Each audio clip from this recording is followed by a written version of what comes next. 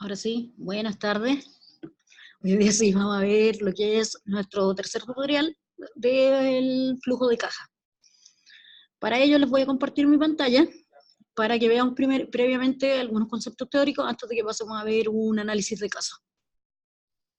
Entonces, voy a compartir acá la PPT, en la cual vamos a hablar algunos de estos tipos de conceptos del flujo previamente que pasamos, como te digo, a ver el análisis de caso.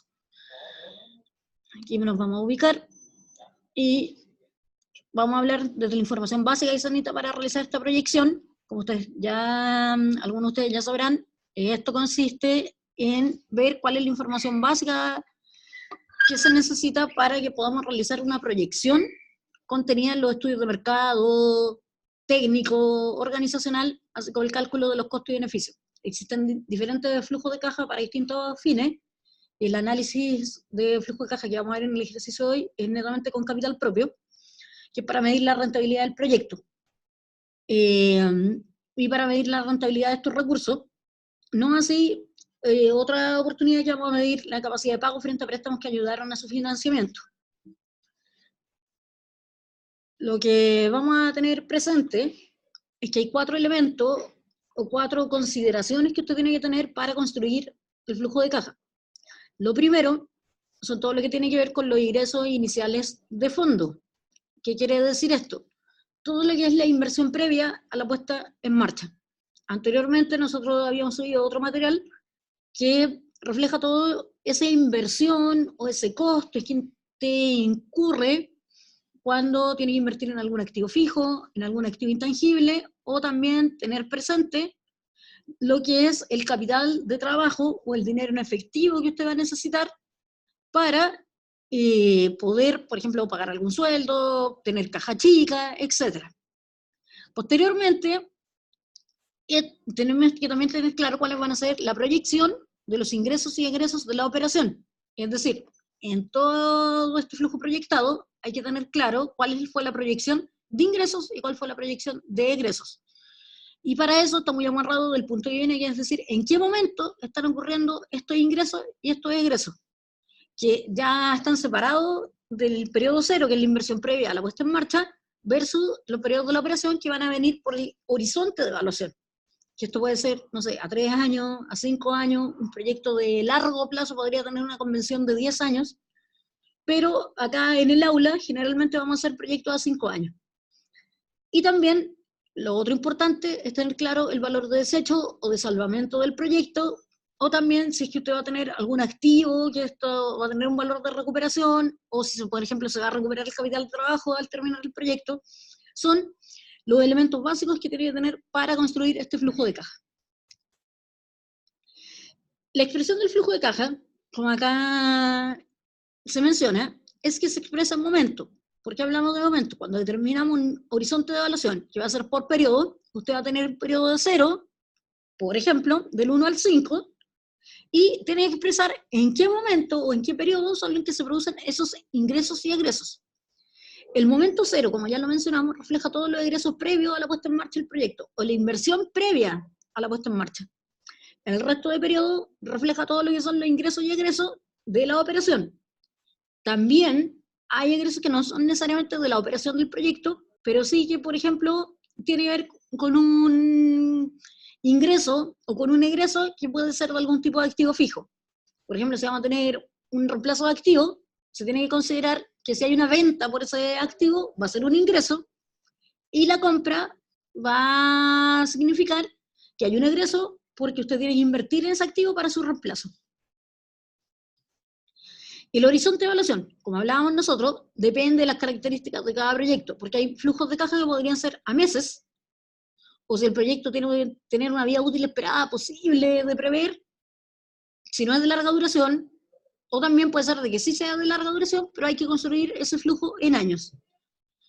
Supongamos que nosotros vamos a crear una empresa o un proyecto que son con permanencia en el tiempo, es decir, que se espera de que sean de muy largo plazo.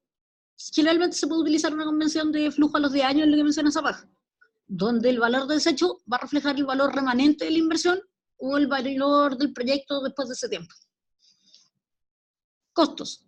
los costos que componen el flujo de caja, como ya lo habíamos dicho, era cuando usted realizaba, por ejemplo, los estudios de mercado, cuando usted estudiaba la demanda, también cuando usted estudió los competidores, cuál es la oferta, cuáles son lo que usted ya cuenta, todo lo que tenía que ver con el mercado, todos los aspectos que tenían, van a servir de insumo de información para construir el flujo de caja. Lo mismo con el estudio técnico, que es para saber, por ejemplo, en la área informática, si es que existe la tecnología para desarrollar ese proyecto, y también el estudio organizacional, en la cual también el estudio que se le llama administrativo, es saber si tenemos la gente para poder llevar a cabo este proyecto, si esa gente tiene el conocimiento, el know-how.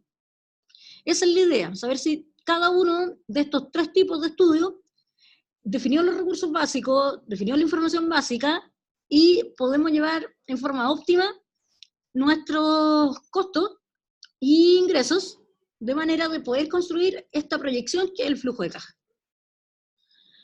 Acá, vamos a ver un poco, que para mostrar un poco cuál es la estructura que lleva el flujo de caja para medir la rentabilidad de inversión o el endeudamiento propuesto, y esta es la que proponen distintas bibliografías, en este caso el libro Guía-Zapag, pero que hablamos de que tienen que estar en positivo los ingresos afectos a impuestos. Aquí mostramos en rojito, o con el signo menos, los negativos, los egresos afecto a impuestos o los gastos no desembolsables. Todo esto, que en el fondo pueden tener varios ítems, porque estos ingresos afecto a impuestos pueden ser ingresos por venta de bienes, o otro tipo de ingresos que efectivamente van a pagar un impuesto porque tienen que pagar un impuesto a la rentabilidad de la empresa. Pero en los egresos afecto a impuestos podemos tener, por ejemplo, los costos directos o los costos variables de venta de la operación, pero así también los sueldos, por ejemplo, los arriendos, si es que tienen algún leasing, etcétera, van a ser egresos que van a permitir disminuir utilidad y usted va a poder descontar impuestos. También está el tema de los gastos no desembolsables, que en el fondo tienen que ver con las depreciaciones o algún tipo de amortizaciones, en las cuales usted va a poder descontar un monto del impuesto, aunque ese no es un dinero que efectivamente está saliendo. De ahí la palabra no desembolsable. No es un dinero en efectivo que va saliendo, pero sí sirve para disminuir impuestos, como es la depreciación. La depreciación, en el fondo, es la pérdida de valor del activo que va teniendo este activo en el tiempo.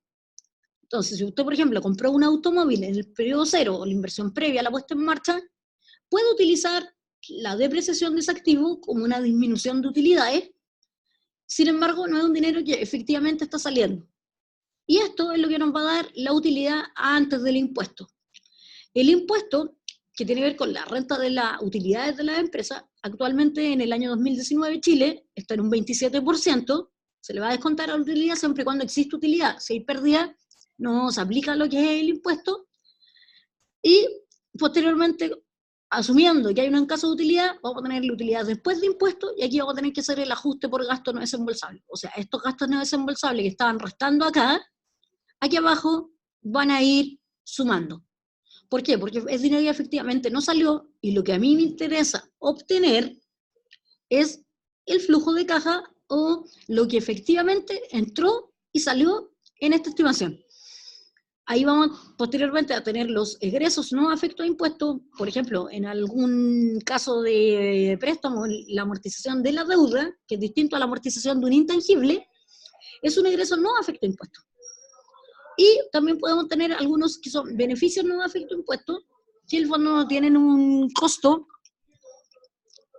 que pueden contarse como dinero a favor para construir lo que es el flujo de caja.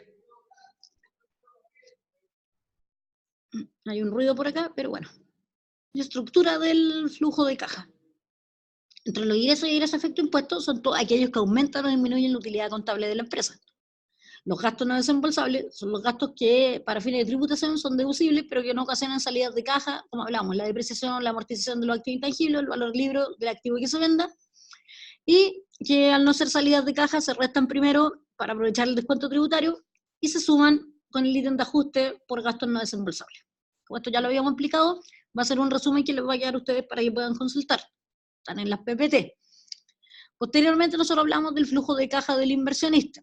¿A qué nos referíamos con esto? Si se quisiera medir la rentabilidad de los recursos propios, debe agregarse el efecto del financiamiento para incorporar el impacto del apalancamiento de la deuda. como los intereses del préstamo son un gasto a efecto de impuesto, debería diferenciarse qué parte de la cuota que se paga a la institución otorgó el préstamo a ese interés y qué parte de amortización de la deuda. Como ya se lo había mencionado, la amortización de la deuda no es a efecto de impuesto, no así los intereses, que son gastos que disminuyen utilidad y que tú la puedes descontar del impuesto. ¿Por qué el interés se incorpora antes de impuesto mientras que la amortización, al no constituir cambio de riqueza de la empresa, no está a efecto de impuesto y debe compararse el flujo después de haber calculado el impuesto? En el caso de flujos de caja de proyectos de empresas en marcha, nosotros a veces vemos de que hay que hacer una distinción de cuando es una empresa completamente nueva, porque acá lo que estamos viendo es que hay una situación base y lo que hay que ver cómo ese proyecto, esta creación de una nueva unidad de negocio o este nuevo desarrollo de sistema va a aportar en algunos ingresos o egresos, pero hay cosas como tal vez algunos costos fijos que se van a mantener. Y es distinto cuando se parte con un proyecto que es una empresa completamente nueva. ¿Qué es lo que sucede? Que puede ser de que si usted tiene varias administraciones de sistema y va a agregar un nuevo sistema, el costo fijo de los sueldos no va a tener un costo relevante para la construcción del flujo. Y ese costo va a pasar a ser irrelevante y no debería estar considerado. ¿Qué es lo que importa? Por ejemplo, si usted ya tiene un cierto nivel de ingresos, los ingresos del flujo de caja no se hacen por el total de los ingresos, como es en un proyecto nuevo. Se tienen que hacer por el diferencial de con proyecto y sin proyecto. Entonces, acá textualmente lo que habla del análisis de decisión e inversión, empresa en marcha, se diferencia el análisis de proyecto y creación de nuevos negocios, particularmente por la irrelevancia de algunos costos y beneficios que se observarán en el primer caso en las situaciones con y sin proyecto. Eso era lo que trataba de explicar este párrafo. Entre los flujos de caja de un proyecto en empresa en marcha, los proyectos más comunes en empresa en marcha se refieren a los de reemplazo, es decir, reemplazar algún tipo de maquinaria, reemplazar algún tipo de tecnología, reemplazar algún tipo de servicio. Ampliación, en el fondo de ver si tenemos una nueva fábrica, una nueva línea de producto, que no tiene que ver necesariamente con el reemplazo, sino de que es como de ampliar una capacidad productiva. Lo otro también tiene que ver con la externalización o internalización de procesos o servicios, como, por ejemplo, usted ve de que hay muchos servicios informáticos que están externalizados, pero asimismo hay servicios de aseo, hay servicios de seguridad, que a veces se evalúa si externalizarlos o internalizarlos. Porque hay mucha gente que menciona de que la externalización trae ventajas, como de que las empresas se tienen que preocupar de ciertos temas. Sin embargo, a largo plazo, siempre una externalización va a significar mayor costo que si esto estuviera internalizado.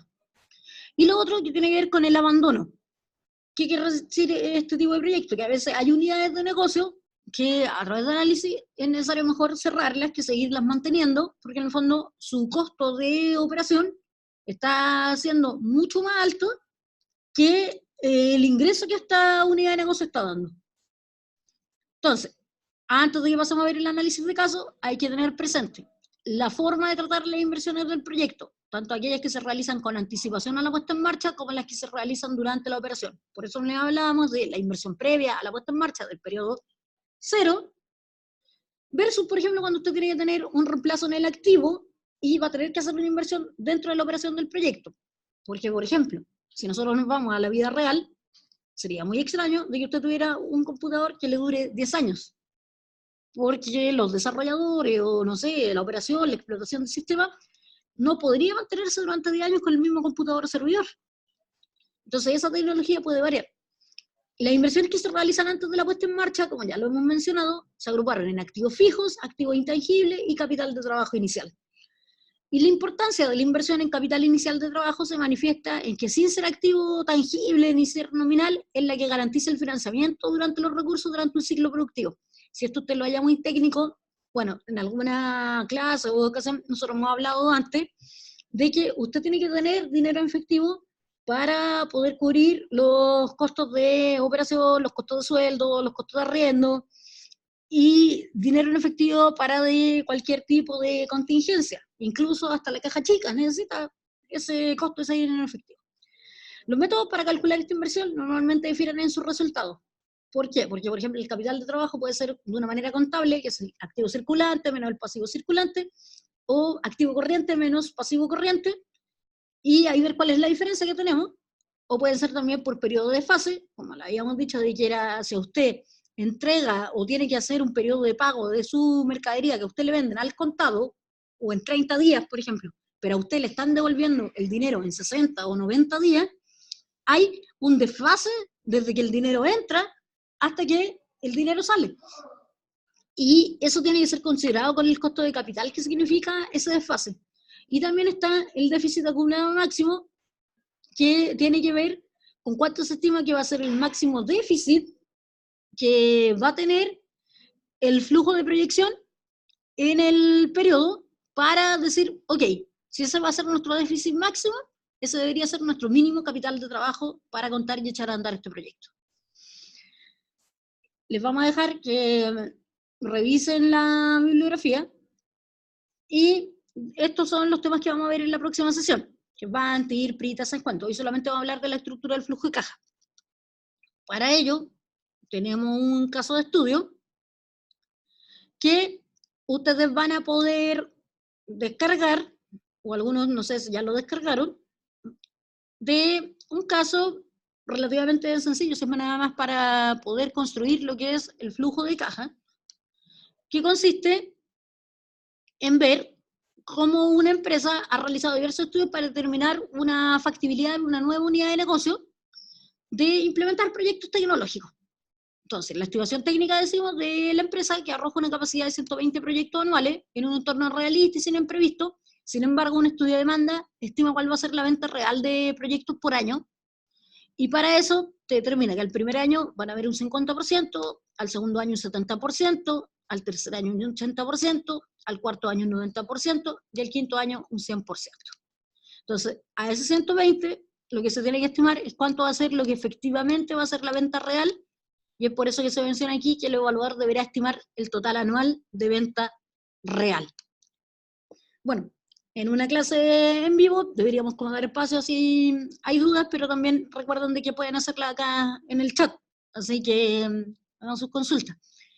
Acá lo que nos están diciendo es que en promedio cada proyecto implementado tendrá un costo variable unitario de venta de 2 millones y se puede comercializar con un margen de utilidad de 50% sobre los costos variables de venta. O sea, es decir, de este 2 millones se le puede agregar un 50% para obtener la utilidad, o sea, se tiene que multiplicar por 1.5. Ojo con esto, porque a veces hay otro tipo de análisis de caso que a ti lo que te dan es el precio de venta y tú tienes que sacar el costo. Acá en este caso te están dando el costo y tú vas a tener que sacar el precio de venta para sacar los ingresos. Ya, la planificación de la implementación dice que ha determinado que se deberá proceder en todas las tareas, realizar inicio de actividades, realizar los trámites del SI, contratar asesoría contable, buscar una oficina, contratar una secretaria, un operador y contratar un ingeniero de sistema en modalidad part-time. Además, deberá proceder a contratar un seguro contra siniestro. Se requerirá la compra de equipos de hardware por 90 millones, los muebles por 5 millones y que ambos van a tener 6 años de vida útil con un valor residual del 10%. La empresa estima que se deben incurrir al menos 24 millones anuales de gastos de operación, mientras que se estima que los gastos administrativos, arriendo, agua, luz, internet, de 1.200.000 para el primer año.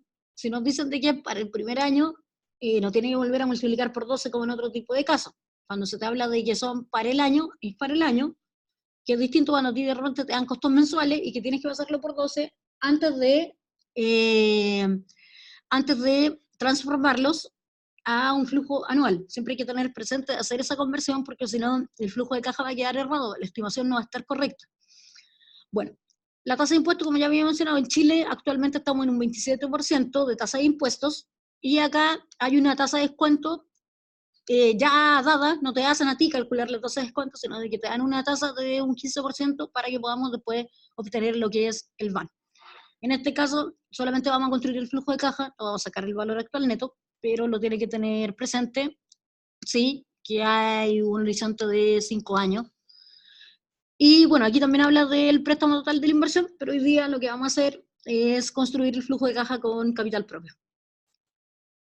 Y ahí vamos a ver cuál es la diferencia en el fondo de construirla, que en el fondo es solamente agregar 2 líneas, que es agregar el interés de arriba antes de impuestos y la amortización abajo después de impuestos. Para ello, vamos a dejar un Excel que en el fondo Si ustedes ven acá, tenemos el periodo 0, que en el cual nosotros vamos a tener que reflejar nuestra inversión, y de esta manera ir anotando en cada uno los ingresos y egresos de la operación. En este caso están los ingresos, en este caso los egresos.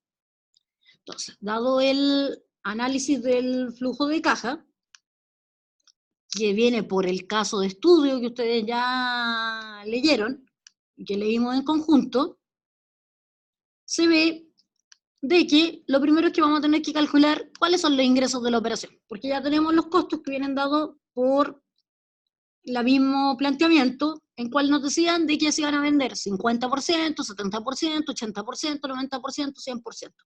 Entonces, acá en este total de 120 que nosotros teníamos, que es la plantilla que usted puede descargar, se le va a aplicar el 50%, es decir, se venden 60 proyectos de los 120, el 70% serían 84, el 80% 96, los 108 y los 120.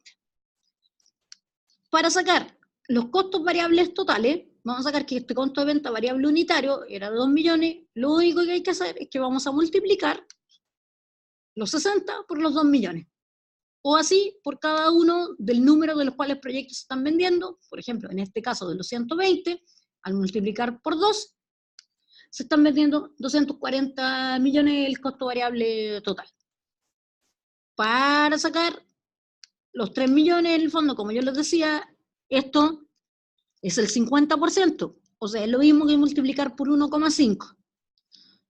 Entonces, estos 3 millones viene dado de calcular por el 50% más la suma del 1% original, son lo que da los 3 millones, y para sacar el ingreso total, en el fondo se multiplica el precio por la venta. Y de esta manera vamos a tener nuestra primera línea que nos muestra cuáles son los ingresos. Eso para cuando usted quisiera comenzar construyendo los flujos de la operación primero. Ahora, también se recomienda de que lo primero es construir, como decíamos, el periodo 0. Y para eso tenemos que decir, ya, ¿cuál fue la inversión?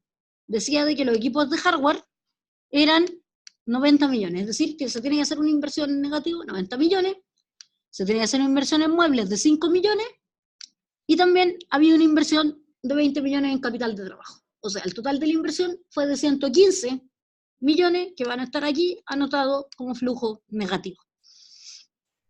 Posteriormente vamos a tener que sacar todo lo que son los gastos varios, si hay otros gastos, si que en este caso no hay intereses, pero tenemos acá, esto fue lo que nos dieron los ingresos, y estos fueron lo que nos dieron los costos de venta, que ya los calculamos acá abajo con el número de proyectos. Después, acá decía de que usted iba a tener que tener al menos 24 millones de gastos anuales en los gastos de operación y 1.100.000 en luz, agua y teléfono. Para eso, entonces, que era el costo proporcional del proyecto, se hizo lo que era esos 24 millones, ya, y los gastos de 1.200.000, y eso nos va a sumar los 25.200.000. Y por otra parte tenemos lo que era los ajustes no desembolsables, o sea, perdón, los gastos no desembolsables, que es la depreciación, como, ¿qué se considera aquí? Los equipos de hardware y el capital de trabajo. En este caso usted lo podría hacer por separado, pero como tienen un mismo nivel de vida útil, misma duración, lo voy a hacer juntos, es decir, sumar la depreciación, restarle posteriormente el valor residual, para que podamos obtener cuál es el valor residual. Entonces, ahí tú sabes, para sacar la depreciación es el valor de compra menos el valor residual, partido por los años de vida útil, que es la operación que tengo acá, porque acá tengo el total, son los 95 millones, el valor residual van a ser los 9.500.000, la vida útil van a ser millones, y al hacer ese cálculo, que puede hacer usted expresarlo de esta manera como lo expresé yo, o simplemente colocando el menos acá, vamos a tener que estos son los 14.250.000, que va a ser nuestra depreciación del periodo. Entonces, esto fue el valor de compra del activo, esto fue la depreciación del periodo, esta va a ser la depreciación acumulada, y el activo, este va a ser el final del valor o valor libre que tiene al año 1. Así, construyendo esta tabla, usted va a poder tener cuáles son la depreciación de cada uno de los periodos y también cuál es el valor libre de cada uno de los periodos en caso de que usted tuviera que vender o deshacerse de ese activo, y si es que no se especifica cuál es el valor de venta, se tiene que asumir que es por el valor libre. De esta manera, acá es donde están los gastos no desembolsables, y después el ajuste por el gasto no desembolsable. En este caso, como yo cambié el menú 1, ahora lo que está haciendo acá la tabla Excel, y por eso es muy importante fijarnos en cómo anotamos los signos, estaba sumando arriba, y después acá abajo estaba restando, cuando esto es al revés, porque me interesa de que arriba descuente este monto para que yo pueda disminuir utilidad y pagar menos impuestos, y abajo es cuando se hace ese ajuste de esa resta que se hace arriba, ahora se suma. En este caso, los 5 periodos dieron positivo, entonces los 5 periodos van a pagar impuestos, multiplicado por el 27%, o sea, la utilidad se multiplica por el 27% y nos va a dar cuál es el impuesto a pagar, y así vamos a tener la utilidad después del impuesto. De esta manera, vamos a después hacer los ajustes por los gastos de la depreciación y vamos a tener nuestras utilidades del periodo. Como ven acá, el único ajuste que va a haber que hacer es que al final del periodo hay que hacer una recuperación por los 95 millones, es decir, cuánto se va a recuperar de ese activo en total. Y como acá, en este caso, estaba en negativo primero, ahora esto lo vamos a tener en positivo, y vamos a poder estimar cuál es el verdadero valor que se tiene, por ejemplo, en 5 años, si es que quisiéramos recuperar esto. Lo importante, más que tener como las fórmulas de la claridad, es tener claridad qué usted está haciendo. Entonces, tener claridad, esto eran 95 millones en un principio, y posteriormente tienen una depreciación de 14.250.000, tienen una depreciación acumulada de 14.250.000 porque es solamente el primer periodo, por tanto el valor libre va a disminuir, va a disminuir a 80.750.000, que es lo mismo que restarle al valor anterior la depreciación del periodo, o si no, en cada periodo restar al valor libre original la depreciación acumulada de cada periodo. Eso es lo que usted tiene que determinar, cuál es el valor final. Y ahí es donde viene ese otro ajuste, que es, por ejemplo, por la posible venta de este activo. Y por último, lo que tiene que ver en el caso, que le dicen de que usted puede recuperar un 70% del capital de trabajo al finalizar el periodo. Posteriormente, como ven ustedes acá en este mismo Excel, están explicados los más y los menos. Vamos a poder construir lo que fue nuestro flujo de caja, y también, para calcular nuestro payback en una próxima oportunidad, nuestro flujo de caja acumulado. Eso es, a grandes rasgos, lo que tiene que ver con la construcción de un flujo de caja con capital propio. ¿Dónde va a venir dada la diferencia con un flujo de caja con financiamiento? Es que en el periodo 0 vamos a tener una inyección de dinero por el préstamo, y acá vamos a tener que separar lo que son los pagos de la amortización, porque hay que separar el valor de la cuota entre interés y amortización, y también que acá arriba vamos a tener poder descontar intereses del pago de la deuda. En este caso, si bien yo tengo la tabla de amortización construida, en donde se separa la cuota, como vimos en el otro tutorial, cómo se construía esta tabla, estos son los valores que usted va a tener que reemplazar para poder construir el flujo de caja, pero con financiamiento, que eso lo vamos a ver en otro video tutorial. Si hay dudas, consulten, pregunten, y bueno, vamos a dejar los archivos acá para que lo puedan descargar. Muchas gracias.